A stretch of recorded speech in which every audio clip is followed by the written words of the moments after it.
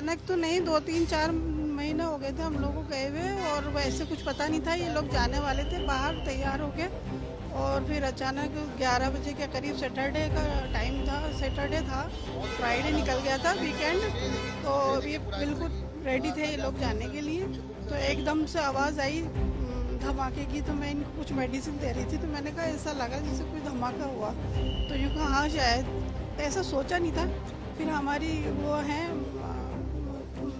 अब रिलीफ है कि आप लोग वापस आ गए हैं। और जिस दिन लास्ट में हम लोग, ऐसा लग रहा था कि हमारा कांटेक्ट नहीं हो रहा था किसी से भी, और सारे हमारे मोबाइल बंद हो गए थे।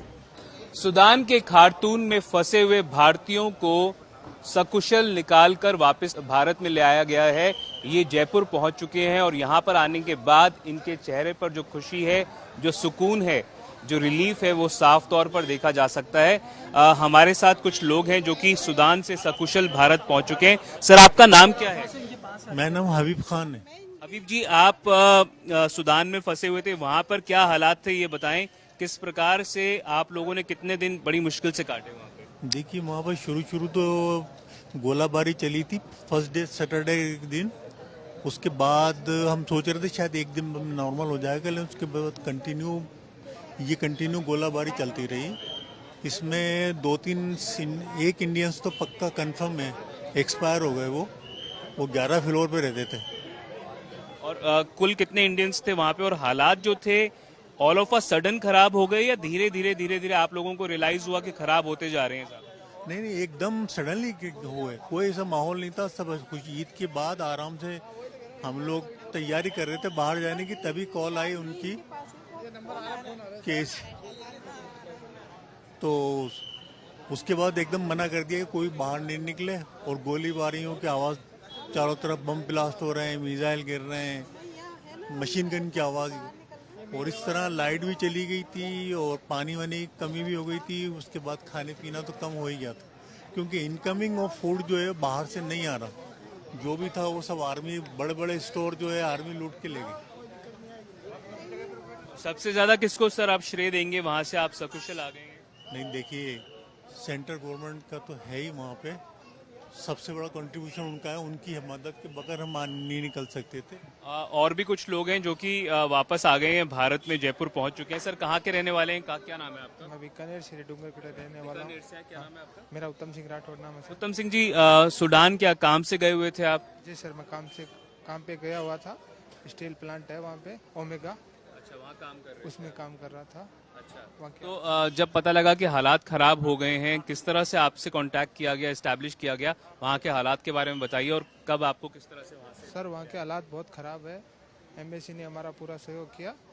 टाइम लगा पर सहयोग किया। अभी भी काफी भारतीय फंसे हुए हैं क्या वहाँ पे? जी सर, बिल्कुल फंसे हुए हैं। लगभग खार्तूम में भी अभी भी 1500-2000 के आसपास लोग फंसे हुए हैं। तो कह रहे हैं खार्तूम में भी 1500 से 2000 के करीब भारतीय फंसे हुए हैं। अभी इनको ले आया गया है वहाँ से वापस। आपका क्या नाम है? ओंकारा से। ओंकार, कहाँ से हो आप? मल से सर, चूरू डिस्ट्रिक्ट से। चूरू से हो आप? तो सूडान काम से गए हुए थे? हाँ, कंपनी में काम करते हैं। अच्छा, ये बताओ कि किस तरह के हालात वहाँ पर बन गए थे, और रेस्क्यू किस तरह से किया गया? क्या कई दिनों से खाने पीने की दिक्कत हो रही नहीं, खाने पीने की 1-2 दिन दिक्कत हुआ, बाद में रेस्क्यू कर लिया बसों से। हाँ, सुजान पोर्ट ले गए, वहाँ से आर्मी ने रेस्क्यू किया। अभी भी काफी राजस्थानी फंसे हुए हैं क्या वहाँ पे? अभी भी राजस्थानी बहुत है। और सरकार के जो एफर्ट्स हैं आप लोगों को लाने में, जो प्रयास कर रही है सरकार, उसके बारे में क्या कहना चाहिए? वो तो बढ़िया है सर, वहाँ से सरकार ने, गवर्नमेंट ने निकाला, नहीं तो निकल ही नहीं पाते ये हालात में। हमारे साथ शबनम जी भी हैं, वो भी आई हुई हैं। मैम, थोड़ा सा इधर, आप किस काम से वहाँ पर गई हुई थी, क्यों गई? मैं हस्बैंड के साथ गई हुई थी। इनको स्ट्रोक की प्रॉब्लम थी, तो यहाँ ट्रीटमेंट के बाद जब इनको, क्योंकि वहाँ से अचानक पहले आए थे 1 साल पहले, तो ये अकेले नहीं जा सकते थे, तो मुझे इनके साथ रहना ज़रूरी था, क्योंकि डॉक्टर ने कहा था कि आपको रहना है। ये उनका आ रहा है, सौरभ सिन्हा का बात। हाँ। आप अपने हस्बैंड के साथ उनकी ट्रीटमेंट के लिए गई हुई थी, वहाँ पर अचानक क्या हालात खराब हो गए, क्या प्रकार की स्थिति बन गई? और अचानक तो नहीं, 2-3-4 महीने हो गए थे हम लोग को गए हुए, और वैसे कुछ पता नहीं था। ये लोग जाने वाले थे बाहर तैयार होके, और फिर अचानक 11 बजे के करीब सैटरडे का टाइम था, सैटरडे था, फ्राइडे निकल गया था वीकेंड, तो ये बिल्कुल रेडी थे ये लोग जाने के लिए। तो एकदम से आवाज़ आई धमाके की, तो मैं इनको कुछ मेडिसिन दे रही थी, तो मैंने कहा ऐसा लगा जैसे कोई धमाका हुआ। तो यूँ कहा हाँ शायद, ऐसा सोचा नहीं था। फिर हमारी वो है